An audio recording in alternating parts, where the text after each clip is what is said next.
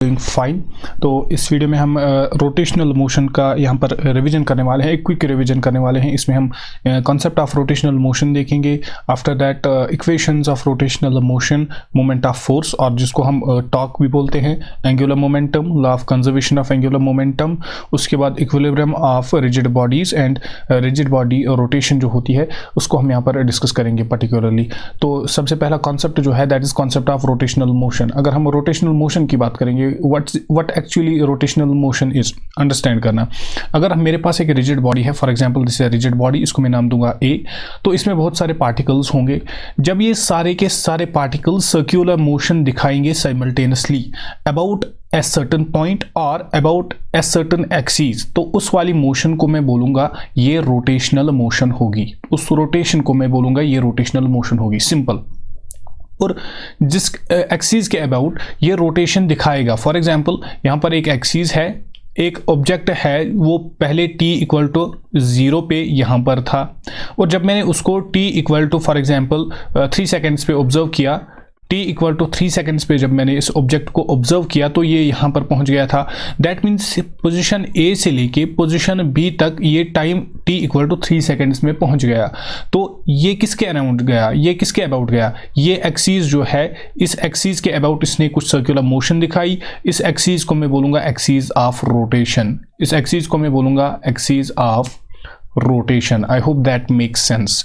अब अंडरस्टैंड करना, जब हम लीनियर मोशन पढ़ते हैं तो वहाँ पर अगर एक ऑब्जेक्ट होता है वो पहले पोजीशन ए पे होता है, फिर वो पोजीशन बी पर जाता है, तो यहाँ से यहाँ तक जब वो जाता है तो हम बोलते हैं इसने कुछ डिस्टेंस कवर की, और उस डिस्टेंस को हम फाइंड आउट करते हैं एंड अकॉर्डिंगली हम वहाँ पर स्पीड फाइंड आउट करते हैं, एक्सेलरेशन फाइंड आउट करते हैं, करेक्ट।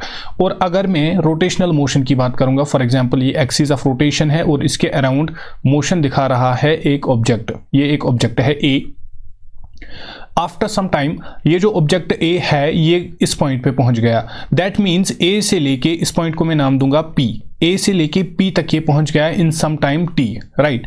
तो यहाँ से यहाँ तक जितना इसने कवर किया AP जो लेंथ है इसको मैं बोलूँगा डिस्टेंस। लेकिन जब मैं रोटेशनल मोशन की बात करूँगा तो यहाँ पर मैं एक्चुअली ये जो एंगल ये मेजर होता है, ये जो एंगल होता है इसका मेजर लेता हूँ, और इस एंगल को मैं बोलता हूँ एंगुलर डिस्प्लेसमेंट, और इसी का मैं यहाँ पर मेजर करता हूँ। अगर मैं लीनियर मोशन की बात करूँगा मैं वहाँ पर सिंपली डिस्प्लेसमेंट की बात करूँगा, लेकिन यहाँ पर मैं एंगुलर डिस्प्लेसमेंट की बात करूँगा। दैट मीन्स A से लेके P तक इस ऑब्जेक्ट ने कितना एंगल ट्रैवल किया, ठीक है। पहले जब ये A पोजीशन पे था, यहाँ पर था, तो इसने कौन सा एंगल बनाया था। अब ये अगर पॉइंट P पे पहुंच गया तो इसने कितना एंगल ट्रैवल किया, वो एंगल होगा ये, इसको मैं नाम दूंगा थीटा। तो इस थीटा को मैं यहाँ पर बोलूंगा एंगुलर डिस्प्लेसमेंट, और इसी को मैं थीटा से रिप्रेजेंट करूंगा। जिस तरीके से लीनियर मोशन में डिस्प्लेसमेंट होता है, यहाँ पर होता है एंगुलर डिस्प्लेसमेंट।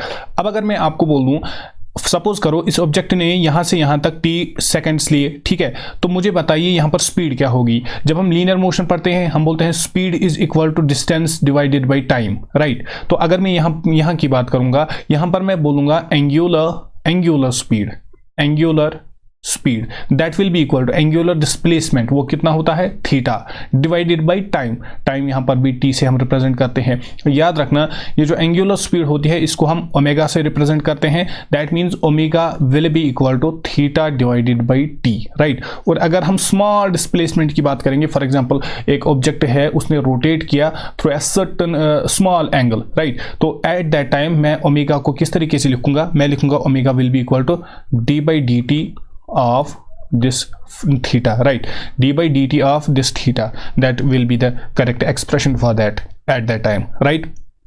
तो इस तरीके से हम क्या करते हैं, इस तरीके से हम एंगुलर डिस्प्लेसमेंट को फाइंड आउट कर सकते हैं, और इस कितना एंगल इसने कवर किया उसको मैं बोलूँगा एंगुलर डिस्प्लेसमेंट।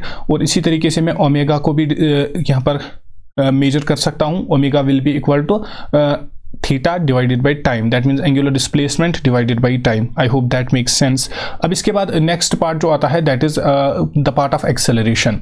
जब हम लीनियर मोशन में पढ़ते हैं हम बोलते हैं acceleration is actually equal to d by dt of v, rate of change of velocity with respect to time, right. और अगर मैं यहाँ की बात करूँगा, यहाँ पर मैं बोलूँगा एंगुलर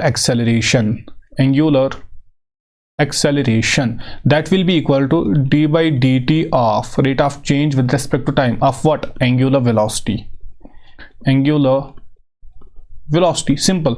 तो एंगुलर एक्सेलरेशन को हम अल्फा से रिप्रेजेंट करेंगे, alpha will be equal to D by D T of angular velocity, that is omega, D by D T of omega. I hope that's clear. अब मुझे एक बात बताइए, अगर मैं यहाँ पर थीटा जो है एंगुलर डिस्प्लेसमेंट है, इसकी यूनिट्स क्या है? इसका ऐसा यूनिट होगा रेडियन, इसका ऐसा यूनिट होगा रेडियन। इसके बाद अगर मैं ओमेगा की बात करूंगा, ओमेगा क्या है? ओमेगा है theta divided by T, that means radian per second, ठीक। अगर मैं एक्सेलरेशन की बात करूंगा, तो एक्सेलरेशन के यूनिट क्या होंगे?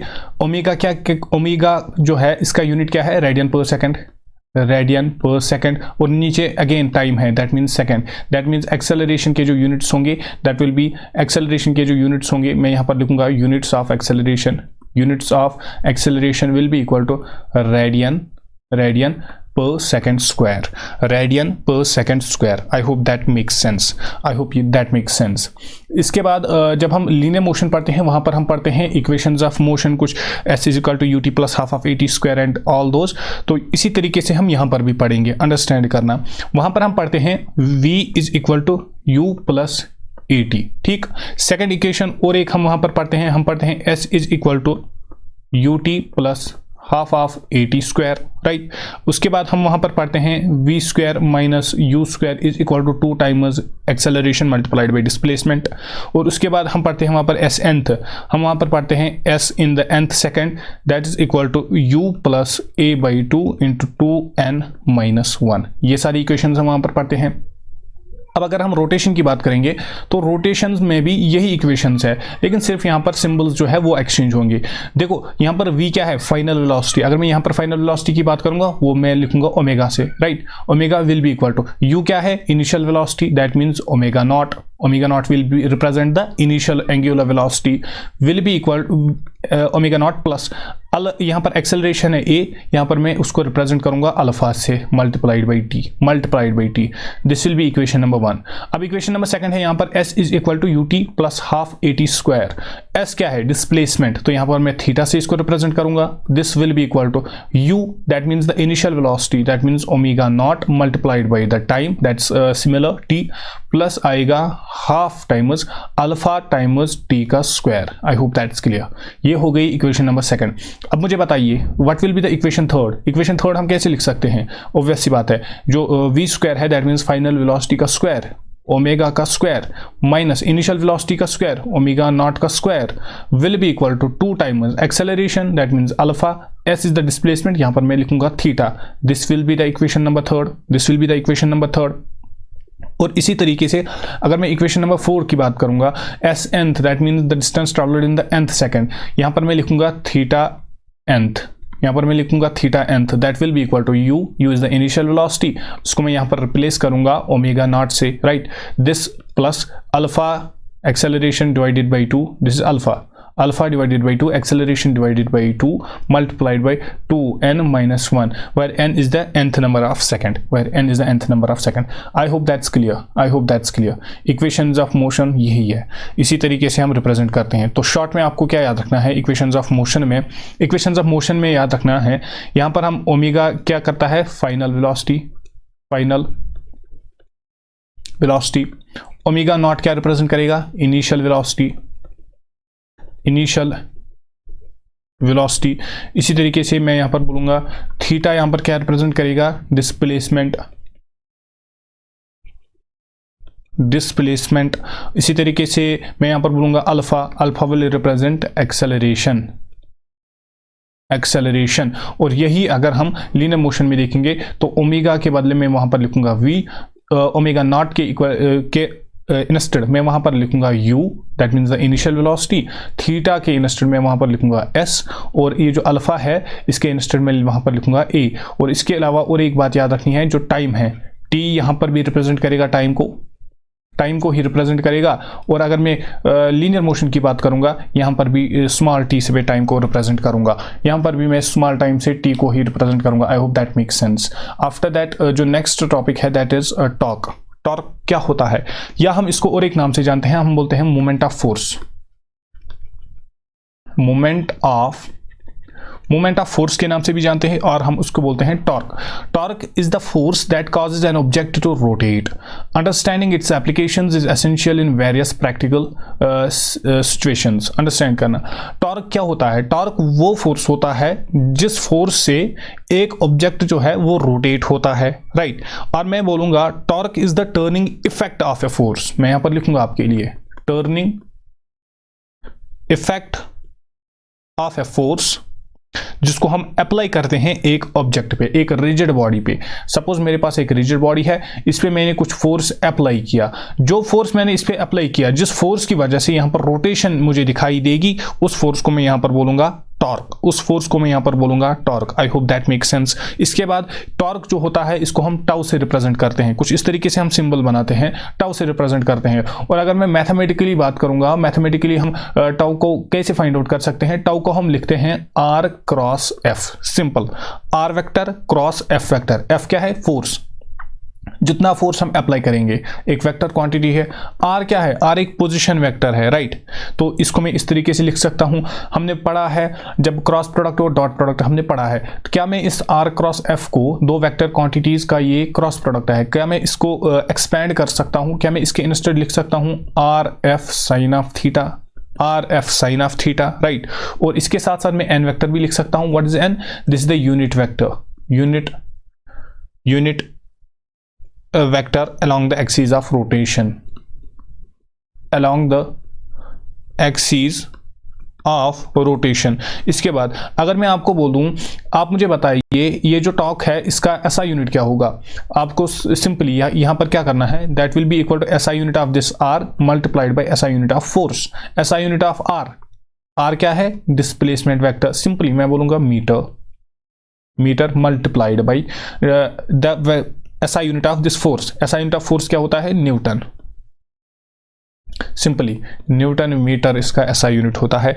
आई hope that's clear as well. मुझे उम्मीद है कि ये भी क्लियर हुआ होगा आप सबको। अब अंडरस्टैंड करना, जब हम एक ऑब्जेक्ट पे फोर्स अप्लाई करते हैं, फॉर एग्जांपल एक ऑब्जेक्ट है, इस पे अगर मैं कोई फोर्स अप्लाई करूंगा तो ये मूव करेगा। जब वर्क डन होगा तो ये मूव करेगा। जब ये मूव करेगा तो इसमें कुछ एक्सेलरेशन भी प्रोड्यूस होगी। सिमिलरली जब एक टॉर्क रोटेट करता है एक बॉडी को, तो वो उसमें एक एक्सेलरेशन प्रोड्यूस करता है। जो टॉर्क होता है, it produces N angular acceleration in the rotating body. जो बॉडी रोटेट करती है उसमें एंगुलर एक्सेलरेशन प्रोड्यूस होगी। सिंपल सी बात है, जब बॉडी मूव करेगी तब उसमें उसमें एक्सेलरेशन भी पाई जाएगी। तो फ्रॉम दैट व्यू हम बोलते हैं टॉर्क जो होता है ये किसके इक्वल टू होता है? ये होता है I क्रॉस अल्फा के equal to. What's alpha? Alpha जो होता है ये क्या होता है? ये होती है एंगुलर एक्सेलरेशन, और I क्या है? Moment of inertia. I hope it's clear. After that अगर मैं आपको बोलूं, जब एक टॉर्क रोटेट करता है एक बॉडी को, क्या आप मुझे बोल सकते हो at that instant work done कितनी हुई होगी? हमने पढ़ा है जो वर्क डन होती है वो होती है F डॉट S, ठीक है। तो यहां पर भी मैं अगर स्मॉल वर्क की बात करूंगा, मैं लिखूंगा DW will be equal to F के इंस्टेड यहां पर मैं लिखूंगा tau, that means the torque dot S is the displacement. यहां पर मैं उसको थीटा से रिप्रेजेंट करूंगा, दैट मीन्स डी थीटा, अगर स्मॉल वर्क हुई होगी, राइट। और इसी को मैं अगर खोल सकता हूं, एक्सपेंड कर सकता हूं, मैं लिखूंगा W will be equal to T, this will be D theta and cos of theta इसके साथ आएगा। I hope that's clear. Simple सी बात है। आफ्टर दैट और एक फार्मूला मैं यहां पर आपको बोलना चाहूंगा। जब हमने वर्क एनर्जी एंड पावर पढ़ा था, हमने वहां पर पढ़ा था पावर होता है F dot V, multiplication of force and velocity vector. तो क्या मैं यहां पर भी पावर को फाइंड आउट कर सकता हूं? यस। फोर्स के इंस्टेड मैं क्या लिखूंगा? टाउ मल्टीप्लाइड बाई, और मैं बोलूंगा dot product multiplied by velocity vector यहां पर रोटेशन में किससे रिप्रेजेंट होता है? ओमेगा से, that means angular velocity. This will be the power formula. Power के लिए यहां पर मेरे पास और एक फार्मूला बन गई, राइट। पावर कितना होता है? Tau, that means the torque or moment of force multiplied by omega क्या है? Angular velocity of that particular rotating body. इस तरीके से हम पावर को भी फाइंड आउट कर सकते हैं। After that after that here is another important concept, that's angular momentum. Angular momentum जो होता है एल से हम इसको रिप्रेजेंट करते हैं, पहली बात। सेकंड थिंग, होता क्या है angular momentum? Angular momentum is a vector quantity, ये भी आप याद रखिएगा, वेक्टर क्वांटिटी होती है। ये क्या रिप्रेजेंट करता है? रोटेशनल मोशन एक ऑब्जेक्ट की around an axis, around an axis एक ऑब्जेक्ट की क्या रोटेशनल मोशन होगी उसको ये रिप्रेजेंट करेगा, उसको ये रिप्रेजेंट करेगा, राइट। फॉर एग्जाम्पल मोमेंट, अगर मैं लीनियर मोमेंटम एक ऑब्जेक्ट की बात करूंगा, एक्सिस अगर मैं लीनियर मोमेंटम की बात करूंगा, एक ऑब्जेक्ट है ये यहां पर मूव करता है, for example this is object B, ये इस एक्सिस ऑफ रोटेशन के अराउंड मूव करता है in this direction, anti clockwise direction. तो इसके पास जो एंगुलर मोमेंट, इसके पास ऑब्वियसली जब ये मूव करेगा तो इसके पास मास भी है, वेलोसिटी भी है, राइट। इसके पास कुछ लीनियर मोमेंटम होगा, लेकिन linear momentum in case of rotational motion is called angular momentum. Simply अगर एक ऑब्जेक्ट चल रहा है, रोटेशनल मोशन दिखा रहा है, तो उसके पास जो मोमेंटम होगा उसको मैं बोलूंगा एंगुलर मोमेंटम, और एंगुलर मोमेंटम को मैं रिप्रेजेंट करता हूं एल से। ये भी आप याद रखिएगा, ये भी आप याद रखिएगा, ठीक। सपोज कीजिए ये एक ऑब्जेक्ट है, इसके पास जो एंगुलर मोमेंटम है वो है पी, इसके पास जो लीनियर मोमेंटम है वो है पी, राइट। और ये जो पार्टिकल है इसका जो पोजीशन वेक्टर है फ्रॉम दिस एक्सिस वो है फॉर एग्जांपल आर पोजीशन पे ये है from this axis of rotation. तो अगर मुझे इसके लिए, इस पर्टिकुलर ऑब्जेक्ट के लिए एंगुलर मोमेंटम को डिफाइन करना होगा, मैं बोलूंगा angular momentum, that means L, this will be equal to R cross P. R भी एक वेक्टर है, मोमेंटम भी एक वेक्टर है, राइट। इसको मैं अगर एक्सप्लेन करूंगा मैं लिखूंगा R P sine of theta, मैं लिखूंगा R P sine of theta. I hope that's clear as well, I hope that's clear as well. अब इसके बाद अगर मैं आपको बोल दूं what are the units of L, ये जो एल होता है इसकी यूनिट्स क्या है? क्या आप मुझे बोल सकते हो इसके यूनिट्स क्या है? सिंपल, इसके यूनिट्स होंगे units of this R multiplied by the units of this P, units of R multiplied by the units of P, right. तो इसी को मैं लिख सकता हूं, क्या मैं लिख सकता हूं? This will be KG, this will be metre square second inverse, kg metre square and second inverse, right. ये वेक्टर क्वांटिटी है, ये यहां पर याद रखना ये पर्टिकुलरली एक्सियल वेक्टर होता है। आपने पढ़ा होगा टाइप्स ऑफ वेक्टर्स में, एक्सियल वेक्टर क्या होता है, पोलर वेक्टर्स क्या होता है, राइट। तो ये एक्सियल वेक्टर्स में स्पेसिफिकली आता है, ये भी आप याद रखिएगा, ठीक है, ये वाला पॉइंट भी। अब यहां पर देखिए ये जो एल होता है आर क्रॉस पी के इक्वल टू, क्या मैं इसको लिख सकता हूं L will be equal to R cross P, क्या होता है लीनियर मोमेंटम, ये होता है product of mass and velocity, mass multiplied by velocity. I hope that's clear. L will be equal to mvr. L will be equal to mvr. Simply आपको ये बात याद रखनी है, L will be equal to mvr, product of mass, product of velocity and product of the position vector. R represents the position vector. I hope that's clear. ठीक है ये वाला पॉइंट। आफ्टर दैट ये जो एंगुलर, अगर मैं rotational motion की बात करूंगा एक रिजिड बॉडी की, एंगुलर मोमेंटम जो होता है ये angular velocity multiplied by moment of inertia के इक्वल टू भी होता है। जब एक बॉडी रोटेट करती है, यहाँ पर ये एक्सिस ऑफ रोटेशन है, इसके अराउंड ये पॉइंट बी जो है ये रोटेट करता है इस तरीके से ये रोटेशन दिखाता है। तो इसके लिए और एक फॉर्मूला है हमारे पास, जो एंगुलर मोमेंटम होता है ये होता है moment of inertia, moment of inertia जो हमने प्रीवियस वाले लेक्चर में पढ़ा होगा, multiplied by moment of inertia that means I multiplied by the angular velocity, ये हमारे लिए यहाँ पर और एक इम्पॉर्टेंट रिजल्ट बन जाता है, एक इम्पॉर्टेंट फॉर्मूला बन जाती है। अब फिर से रिकॉल कीजिए, जब हम वो वाली मोशन पढ़ते हैं, लीनियर मोशन पढ़ते हैं, तो हम वहाँ फोर्सेस जब हम पढ़ते हैं force is actually D by D T of P, that means linear momentum. Rate of change of momentum is called force. क्या मैं यहां पर बोल सकता हूं फोर्स के इंस्टेड में यहां पर टाउ लिखूंगा, tau will be equal to D by D T of P के इंस्टेड में यहां पर लिख सकता हूं L, that means the angular momentum. Yes, मैं लिख सकता हूं tau will be equal to D by D T of L, that means rate of change of angular momentum. क्या मैं यहां पर लिख सकता हूं tau will be equal to D by D T of, क्या एंगुलर मोमेंटम को मैं लिख सकता हूं I omega, right. I is the moment of inertia and omega is the angular velocity, right. इसको मैं फर्दर कैसे लिख सकता हूं, मैं लिखूंगा this will be equal to I moment of inertia constant बाहर आ जाएगा, D by D T of omega, D by D T of omega. अब मुझे बताइए rate of change of angular velocity with respect to time, क्या मैं इसी को बोलूंगा एंगुलर एक्सेलरेशन? यस, मैं लिख सकता हूं I will be equal to D by D T of this omega, this will be equal to this is I, this will be equal to, this is I, d by dt of this omega, that means rate of change of angular velocity with respect to time, that will be equal to angular acceleration। तो मेरे पास ये tau की और एक formula आ गई, तो मेरे पास tau की जो है और एक फार्मूला आ गई, क्या आ गई, जो एंगुलर एक्सेलरेशन होगी मल्टीप्लाई जब मैं उसको करूंगा मोमेंट ऑफ इनर्शिया के साथ, तो मेरे पास टाउ की वैल्यू आ जाएगी, तब मेरे पास टाउ की वैल्यू आ जाएगी। I hope that's clear.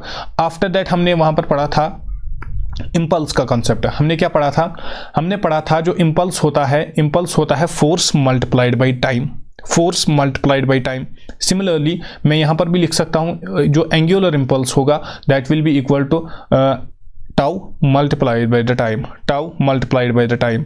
और मैं बोल सकता हूं टोटल इफेक्ट जो टॉर्क होगा जब हम उसको एक्ट कराएंगे एक रोटेटिंग बॉडी पे, कितने टाइम में वो कितना टोटल इफेक्ट दिखाएगा, उसको मैं बोलूंगा एंगुलर इम्पल्स, उसको मैं बोलूंगा एंगुलर इम्पल्स। हमने वहां पर पढ़ा था जे जो होता है दैट मीन्स इम्पल्स जो होता है वो होता है change in momentum, that means final momentum minus initial momentum, P final minus P initial, यही पढ़ा था। तो सिमिलरली मैं यहां पर बोलूंगा एंगुलर इम्पल्स जो होगा that will be equal to L final minus L initial, L final minus L initial. What's L final, that is the L F होगा final momentum, final momentum, L I क्या होगा initial momentum, initial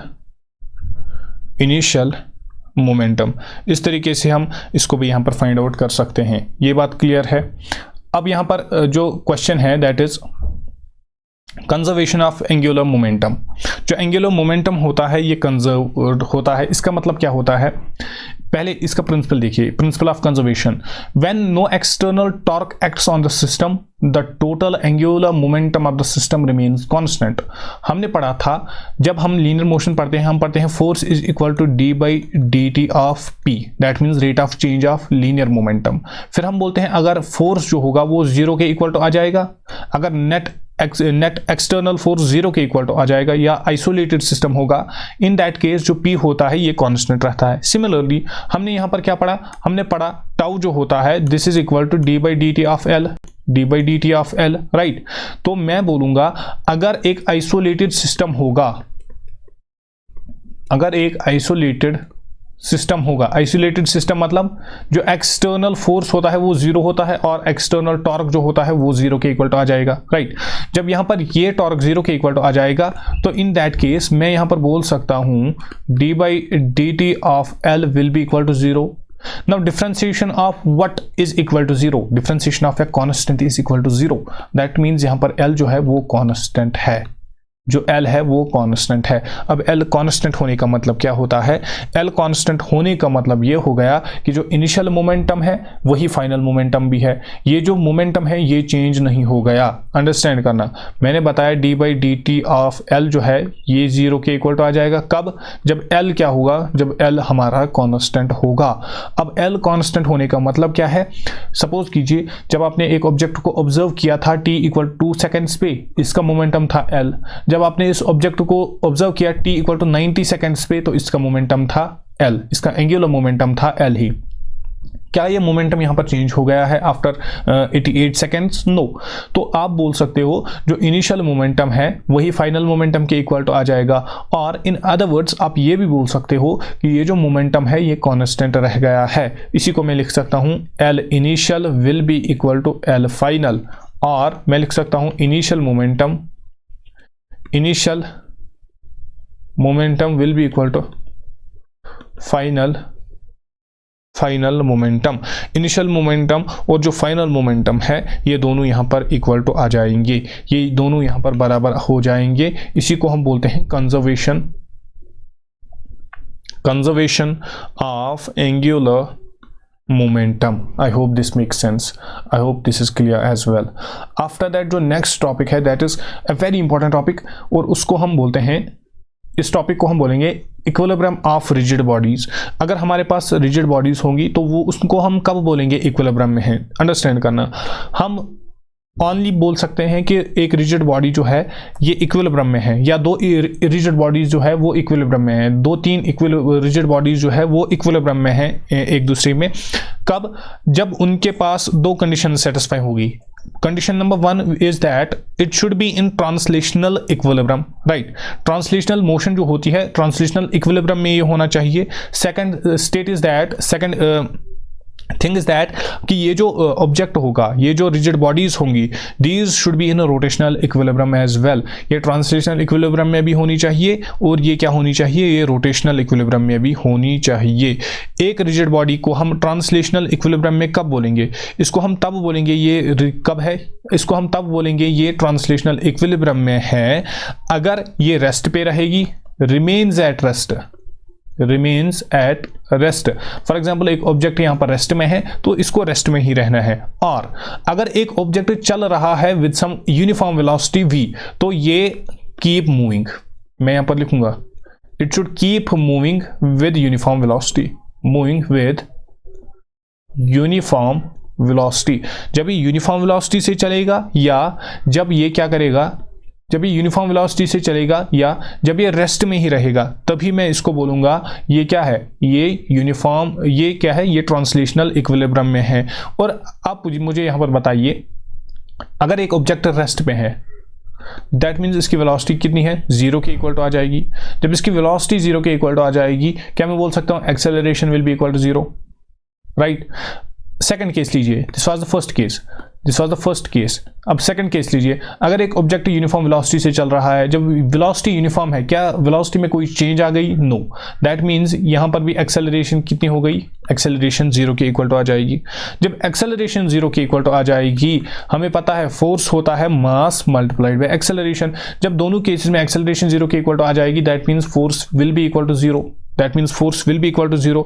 तो यहां पर मैं और एक case बोल सकता हूं, ट्रांसलेशनल इक्विलिब्रियम में तब बोलूंगा जब एक ऑब्जेक्ट पे जो एक्ट फोर्स होंगे वो 0 के इक्वल टू आ जाएंगे, राइट।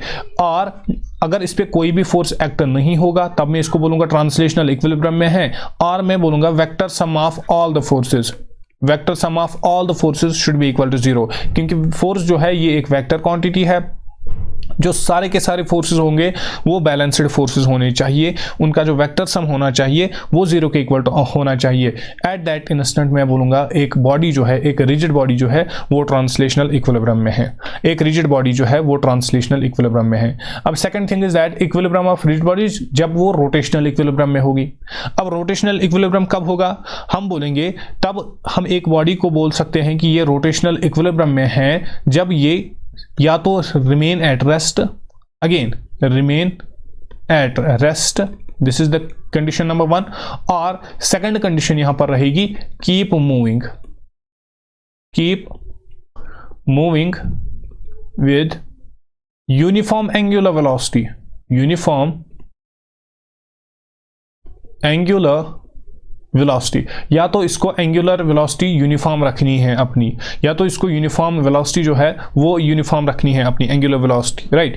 अब मुझे बताइए अगर ये रेस्ट में रहेगा दैट मीन्स एंगुलर ओमेगा जो है इसकी वैल्यू 0 के इक्वल टू आ जाएगी एंड अल्टीमेटली अल्फा की वैल्यू भी 0 के इक्वल टू आ जाएगी। अब सेकंड केस लीजिए, अगर मैं बोलूंगा ये यूनिफॉर्म वेलोसिटी के साथ चलेगा, यूनिफॉर्म एंगुलर वेलोसिटी के साथ चलेगा, क्या एंगुलर वेलोसिटी में कोई चेंज आ गई, final angular velocity minus initial angular velocity? No, that will be equal to 0। That means again यहां पर एक्सेलरेशन अल्फा जो एंगुलर एक्सेलरेशन है वो कितनी आ जाएगी, 0 के इक्वल टू आ जाएगी। अभी हमने एक फॉर्मूला यहां पर डिराइव की थी, हमने बताया था जो टॉर्क एक्सटर्नल होता है वो होता है rate of change of momentum d/dt of L, right. मुझे बताइए जब एक्सेलरेशन यहां पर 0 के इक्वल टू आ जाएगी, क्या मैं बोल सकता हूं ये d/dt ऑफ L जो है ये भी 0 के इक्वल टू आ जाएगा? क्या मैं बोल सकता हूं ये भी 0 के इक्वल टू आ जाएगा, राइट। तो जब ये 0 के इक्वल टू आ जाएगा दैट मीन्स L जो होगा L कांस्टेंट होगा, दैट मीन्स L जो होगा वो कांस्टेंट होगा। आई hope that's clear, I hope that's clear. अब यहां पर मुझे एक बात बताइए, जब टॉर्क एक्सटर्नल क्या होगा, 0 के इक्वल टू आ जाएगा। केस नंबर 1 ये कब होगा, जब एंगुलर, जब ओमेगा की वैल्यू 0 के इक्वल टू आ जाएगी, राइट। जब वेलोसिटी ही 0 के इक्वल टू आ जाएगी दैट मीन्स एक्सेलरेशन की वैल्यू अल्टीमेटली 0 के इक्वल टू आ जाएगी।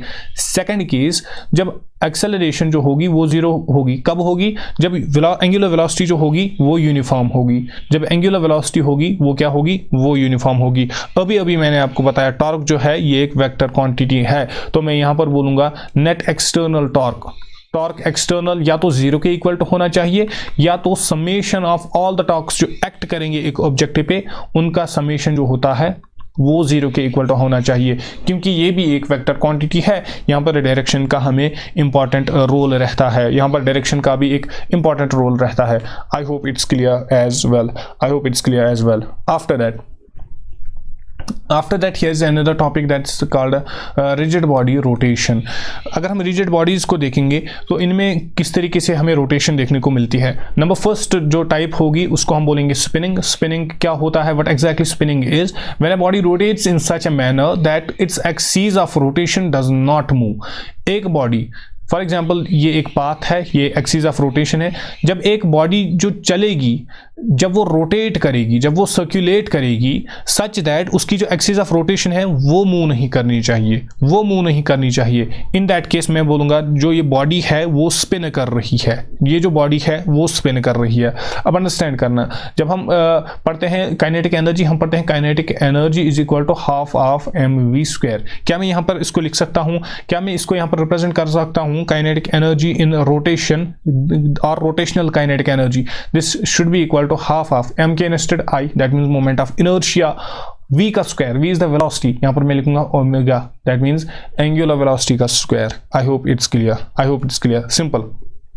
बाकी ये क्या है, kinetic energy of rotational body.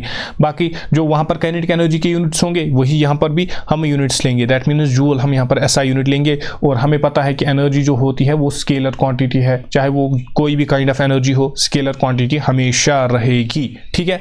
After that हमने पढ़ा था काइनेटिक एनर्जी जो होती है वो होती है p²/2m के इक्वल टू। क्या मैं यहाँ पर इसको लिख सकता हूँ, क्या मैं इसको यहाँ पर मॉडिफाई कर सकता हूँ इस फॉर्मूला को? यस, मैं लिख सकता हूँ kinetic energy of a rotational motion will be equal to p², that means angular, that means the momentum का स्क्वायर। यहाँ पर मैं इसको रिप्लेस करूंगा बाय द एंगुलर मोमेंटम का स्क्वायर, that means L का स्क्वायर डिवाइडेड बाय 2m। यहाँ पर मैं क्या लिखूंगा, 2 times I, 2 times I। I hope that's clear. तो यहाँ से मैं लिख सकता हूँ L will be equal to, that means angular momentum will be equal to root of 2 times k multiplied by I, root of 2 times k multiplied by I। An important formula जो आपको directly याद रखनी है, right. ये आपने वहाँ पर भी रखी होगी याद कि काइनेटिक एनर्जी जो होती है 2 times I को सिंपली याद क्या रखना है, मास को यहाँ पर रिप्लेस करना है आई से, मास को यहाँ पर रिप्लेस करना है आई से।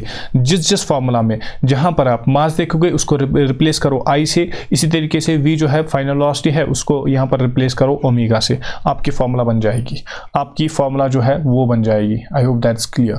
आफ्टर दैट सेकंड जो है that is rolling motion. Rolling motion कब दिखाता है एक object? When a body rotates in such a manner that it shows spinning as well as translational motion. Suppose करो ये एक बॉडी है, सपोज करो ये एक बॉडी है, ये स्पिनिंग भी दिखाता है और एट द सेम टाइम ये रोटेशनल मोशन भी दिखाता, ये ट्रांसलेशनल मोशन भी दिखाता है। जब ये स्पिन करेगा तो इसकी कुछ एंगुलर वेलोसिटी होगी, राइट, उसको मैं रिप्रेजेंट करूंगा ओमेगा से। And at the same time ये ट्रांसलेशनल मोशन भी दिखाएगा तो इसके पास ट्रांसलेशनल वेलोसिटी भी होगी, उसको मैं यहाँ पर रिप्रेजेंट करूंगा v से, उसको मैं यहाँ पर रिप्रेजेंट करूंगा v से। अब यहाँ पर हमसे पूछा क्या जा सकता है, यहाँ पर हमसे कुछ इंपॉर्टेंट चीज़ें पूछी जाती है, दैट इज काइनेटिक एनर्जी क्या रहेगी इन दैट केस। जब एक रोलिंग मोशन होता है, एक ऑब्जेक्ट रोलिंग मोशन में होता है तो उसके पास जो काइनेटिक एनर्जी होती है वो कितनी होती है? याद रखना काइनेटिक एनर्जी होती है काइनेटिक एनर्जी ट्रांसलेशनल, क्योंकि ये ट्रांसलेशनल मोशन भी दिखा रहा है, ट्रांसलेशनल वेलोसिटी भी है इसके पास, प्लस इसके साथ साथ काइनेटिक एनर्जी जो रोटेशनल काइनेटिक एनर्जी होती है, kinetic energy due to spinning of this object, वो काइनेटिक एनर्जी और रोटेशनल काइनेटिक एनर्जी वो भी इसके पास प्रेजेंट होगी। I hope that's clear, I hope that's clear. इसी फॉर्मूला को आप थोड़ा सा यहाँ पर एक्सपैंड भी कर सकते हैं। Kinetic energy that means this will be equal to kinetic energy translational, वो कितनी होती है? हाफ ऑफ, शाबाश, mv², half of mv² plus kinetic energy in the rotational motion that's given by half of I omega square, half I omega का square, half I omega का square. I hope that's clear. तो इसको मैं लिख सकता हूँ half of mv² plus half of m, ये जो ओमेगा है क्या मैं इसको लिख सकता हूँ v²/r², राइट, v²/r² और इसका खुद का v² एक यहाँ पर रहेगा, राइट, क्योंकि हमें पता है जो v होता है ये होता है r टाइम्स ओमेगा। कोई भी लीनियर अगर आप लीनियर का कोई भी एस्पेक्ट लोगे वो रेडियस टाइम्स एंगुलर वाला होता है। अगर आप लीनियर एक्सेलरेशन की बात करोगे that will be equal to alpha times R. अगर आप लीनियर वेलोसिटी की बात करोगे that will be equal to omega times R, right. इसी तरीके से अगर आप एस की बात करोगे that will be theta multiplied by R. इस तरीके से आप इनको रिलेट कर पाओगे, ठीक है, ये वाला पॉइंट। अब यहां पर देखिए half of M we square plus half of M we square by are square और अपना वी स्क्वायर यहाँ पर रहेगा। अगर मैं इससे half of M we square यहाँ पर कॉमन लूंगा तो मेरे पास क्या आ जाएगा, मेरे पास बचेगा half of M we square, half of M we square, ये मैंने कॉमन लिया।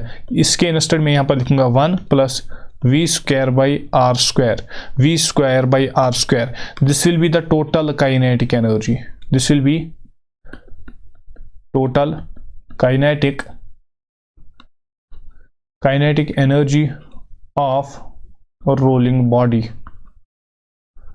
जब एक बॉडी रोलिंग मोशन में होगी तो उसके पास टोटल काइनेटिक एनर्जी होगी, वो कितनी होगी, half of M we square multiplied by 1 plus v square by are square. M क्या है, mass of that object, v क्या है, ट्रांसलेशनल वेलोसिटी है उस ऑब्जेक्ट की, राइट। इस तरीके से आपको ये सारी चीज़ें यहाँ पर याद रखनी है। I hope that's clear, I hope this makes sense as well. इसके बाद rolling on an inclined plane. अब अगर हमारे पास एक इंक्लाइंड प्लेन है कुछ इस तरीके से, इसके जो इंक्लाइंड प्लेन है अगर इस पे रोलिंग होगी तो इन दैट केस हमसे कौन सी क्वेश्चंस पूछे जा सकते हैं और हम कैलकुलेशंस को किस तरीके से याद कर सकते हैं, कौन सी हमारे लिए इंपॉर्टेंट फार्मूलाज यहाँ पर बन जाती है। पहला पॉइंट, जो ये इंक्लिनेशन है, सपोज कीजिए ये जो इंक्लिनेशन है इसकी कुछ हाइट है h, यहां से यहां तक, सपोज कीजिए यहां से यहां तक इसकी कुछ हाइट है h, और ये जो इंक्लाइनेड है this is inclined at an angle of theta, और ये वाली जो डिस्टेंस है इसको मैं रिप्रेजेंट करूंगा s से, राइट। इस डिस्टेंस को मैं रिप्रेजेंट करूंगा s से, ठीक है।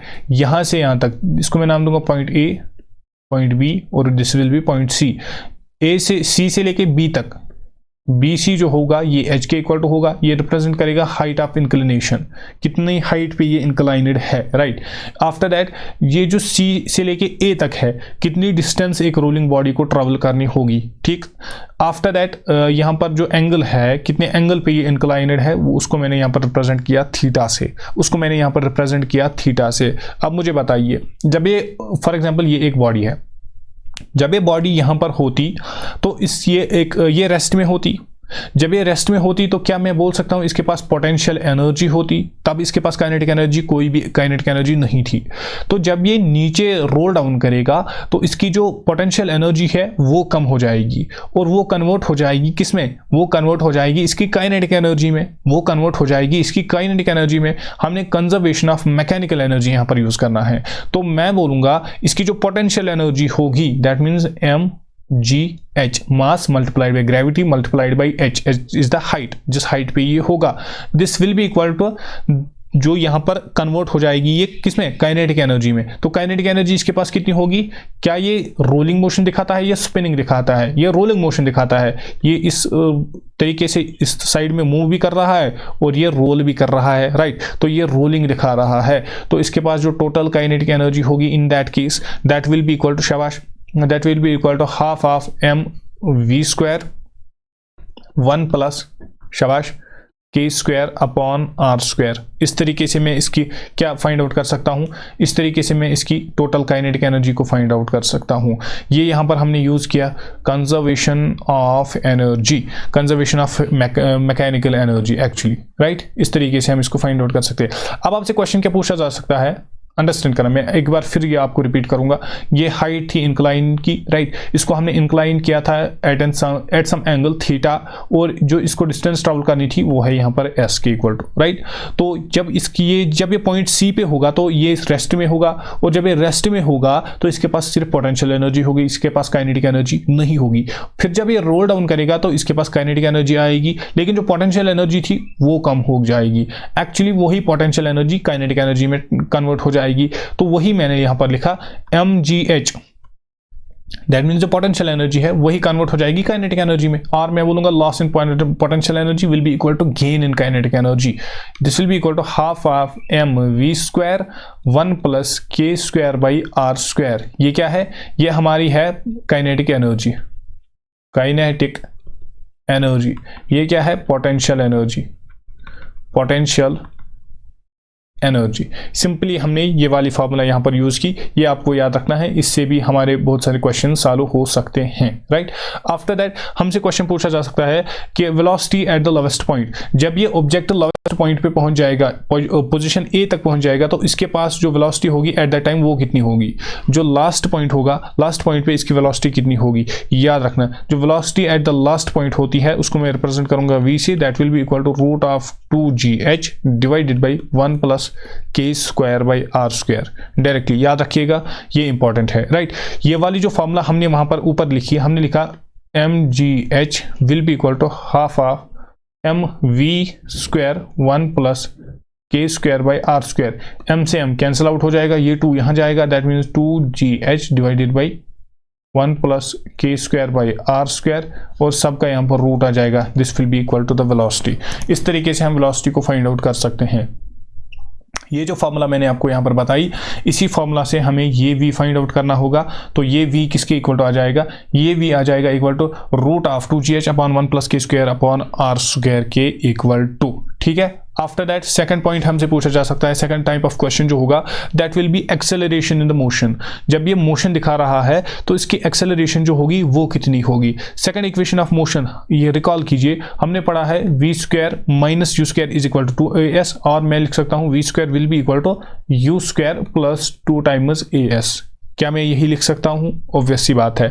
तो अगर मैं यहां पर सब्स्टिट्यूट करूंगा u इक्वल टू 0, क्योंकि ये जब टॉप से स्टार्ट करेगा पहले ये रेस्ट पे होगा, दैट मींस इनिशियल वेलोसिटी यहां पर 0 के इक्वल टू आ जाएगी। सेकंड थिंग s के इंस्टेड, दैट मींस डिस्टेंस जितनी ये ट्रेवल करेगा, that will be equal to h upon sine of theta, h upon sine of theta, ठीक, h upon sine of theta.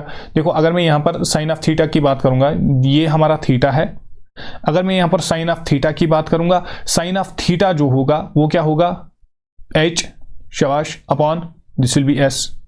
तो s को मैं लिख सकता हूं h upon sine of theta, ठीक, इस तरीके से मैं इसको रिप्रेजेंट करूंगा। इसके इंस्टेड में यहां पर क्या लिखूंगा, मैं लिखूंगा h upon sine of theta, s को मैं यहां पर अगर रिप्लेस करूंगा तो मेरे पास जो फॉर्मूला आ जाए, और इसके अलावा जो वेलोसिटी है v जो है, v क्या मैं यहां पर लिख सकता हूं, that will be equal to root of जो अभी मैंने फाइंड आउट किया 2gh divided by 1 plus k square upon r square. अब सारे के सारे यहां पर सब्स्टिट्यूट करो, हमें क्या फाइंड आउट करना है, एक्सेलरेशन फाइंड आउट करनी है। तो दैट मींस एक्सेलरेशन जो है इसकी फाइनल वैल्यू जो आपके पास आ जाएगी, that will be equal to g sine of theta divided by 1 plus k square upon r square, 1 plus k square upon r square. I hope that's clear. और ये भी यहाँ पर एक इंपॉर्टेंट फार्मूला बन जाती है जिसकी हमें ज़रूरत पड़ेगी। आफ्टर दैट जो थर्ड सेक्शन होगा प्रॉब्लम सॉल्विंग में, that will be time of descent. कितना टाइम इस ऑब्जेक्ट को लगेगा, कितना टाइम इस बॉल को लगेगा नीचे तक रोल डाउन करने में, नीचे तक रोल डाउन करने में। हमने इक्वेशंस ऑफ मोशन फर्स्ट वाली जो है हमने वो भी पढ़ी है, हमने पढ़ा उसमें क्या है, v is equal to u plus at। क्या मैं यहाँ से टाइम को फाइंड आउट कर सकता हूँ? यस। अगर मैं यहाँ पर क्या करूँगा, जब ये ऑब्जेक्ट स्टार्ट करेगा तो इसकी जो u होगी, दैट मीन्स इसकी जो इनिशियल वेलोसिटी होगी वो कितनी होगी, u जो होगी that means the initial velocity वो कितनी होगी, 0 के इक्वल टू आ जाएगी, ऑब्वियस सी बात है। और v की वैल्यू मैंने अभी फाइंड आउट की, एक्सेलरेशन की वैल्यू भी हमने अभी फाइंड आउट की। तो क्या मैं बोल सकता हूँ यहाँ पर जो टाइम की वैल्यू आ जाएगी, time will be equal to v divided by acceleration, simple, v divided by acceleration, this will be the expression for the time। और v divided by acceleration क्या मैं इसी को लिख सकता हूँ, time will be equal to 1 upon sin of theta root of twice h upon g, और यहाँ पर आ जाएगा 1 plus k square by r square, 1 plus k square by r square। I hope that's clear, I hope that's clear as well। अब तीन चीज़ें हमने यहाँ पर पढ़ी, तीन चीज़ों में हमने कुछ इंपॉर्टेंट पढ़ा। क्या पढ़ा? सबसे पहली बात हमने पढ़ा velocity will be directly proportional to 1 upon root of 1 plus k square by r square, this is point number 1। Second point हमने पढ़ा जो एक्सेलरेशन होगी that will be directly proportional to 1 divided by 1 plus k square by r square, this was point number 2। And point number 3 जो हमने, this was point number 2, और point number 3 जो हमने यहाँ पर पढ़ा वो क्या पढ़ा, हमने पढ़ा जो टाइम है, time will directly be proportional to 1 plus k square by r square, 1 plus k square by r square. अब ये जो फैक्टर मैंने यहाँ पर लिखा k square by r square, यहाँ पर भी मैंने लिखा this is k square by are square, यहाँ पर भी मैंने लिखा के स्क्वायर बाई आर स्क्वायर, यहाँ पर भी मैंने लिखा के स्क्वायर बाई आर स्क्वायर। ये जो के स्क्वायर बाई आर स्क्वायर होगा this will be the measure of moment of inertia. ये जो के स्क्वायर बाई आर स्क्वायर होगा this is the moment of inertia, moment of inertia का जो मेजर होगा ये, right. Inertia, moment of inertia का ये मेजर रहेगा, राइट। तो सारे के सारे किस पे डिपेंड करेंगे, के स्क्वायर अपॉन आर स्क्वायर के। अगर मोमेंट ऑफ इनर्शिया कम होगा, अगर मोमेंट ऑफ इनर्शिया कम होगा दैट मीन्स के स्क्वायर बाई आर स्क्वायर जो होगा ये भी कम होगा, राइट। मोमेंट ऑफ इनर्शिया अगर कम होगा दैट मीन्स के स्क्वायर अपॉन आर स्क्वायर भी क्या होगा, that means which it implies that के स्क्वायर अपॉन आर स्क्वायर भी क्या होगा, के स्क्वायर अपॉन आर स्क्वायर भी कम होगा, ठीक। तो अब मुझे बताइए अगर मोमेंट ऑफ इनर्शिया ज्यादा होगा, अगर मोमेंट ऑफ v जो है वेलोसिटी जो है it is inversely proportional to K square upon R square, that means अगर मोमेंट ऑफ इनर्शिया ज्यादा होगा, अगर मोमेंट ऑफ इनर्शिया ज्यादा होगा, अगर मोमेंट ऑफ इनर्शिया ज्यादा होगा that means velocity at that time कम होगी। अगर मोमेंट ऑफ इनर्शिया ज्यादा होगा दैट मीन्स एक्सेलरेशन जो होगी वो कम होगी। अगर मोमेंट ऑफ इनर्शिया ज्यादा होगा दैट मीन्स टाइम जो होगा, टाइम ऑफ डिसेंट जो होगा वो ज्यादा होगा, that means time of descent जो होगा वो ज्यादा होगा। So this is the reason कि आप कुछ क्वेश्चंस देखोगे, फॉर एग्जाम्पल आपको मैं एक क्वेश्चन बोलूंगा, एक हमने दो ऑब्जेक्ट्स को लिया, एक सॉलिड स्फीयर को लिया, एक हमने हॉलो स्फीयर को लिया है, दोनों को हमने एट द सेम इंक्लाइनेड प्लेन पे हमें इनको छोड़ना है। आप मुझे बताइए किसको कम टाइम लगेगा नीचे आने तक। आप सिंपली मोमेंट ऑफ इनर्शिया को कंपेयर करोगे। अगर मोमेंट ऑफ इनर्शिया कम होगा, अगर मोमेंट ऑफ इनर्शिया ज्यादा होगा दैट मीन्स वेलोसिटी उसकी कम होगी, दैट मीन्स एक्सेलरेशन भी कम होगी एंड दैट ऑब्वियसली मीन्स कि उसमें जो टाइम है वो टाइम ज़्यादा लगेगा डिसेंट आने में, ठीक है। दैट मीन्स आपको मोमेंट ऑफ इनर्शिया को कंसिडर करना है, मोमेंट ऑफ इनर्शिया को आपको यहाँ पर कंपेयर करना है। I hope that's clear, I hope that's clear. So this was all about the rotational motion quick revision. हमने यहाँ पर क्विक रिविजन किया रोटेशनल मोशन का, थोड़े थोड़े से हमने कॉन्सेप्ट्स भी देखे और फार्मूला सारी की सारी फार्मूलाज को हमने यहाँ पर रिवाइज किया जो कि हमारे एंट्रेंस एग्जाम में बहुत ही इंपॉर्टेंट होती है और पूछी जा सकती है। आई बिलीव आप सबको ये वीडियो पसंद आई होगी और अगर आपको रियली में वीडियो पसंद आई तो वीडियो को लाइक करें और चैनल को सब्सक्राइब करें। हम मिलेंगे नेक्स्ट वीडियो में, तब तक के लिए टेक केयर।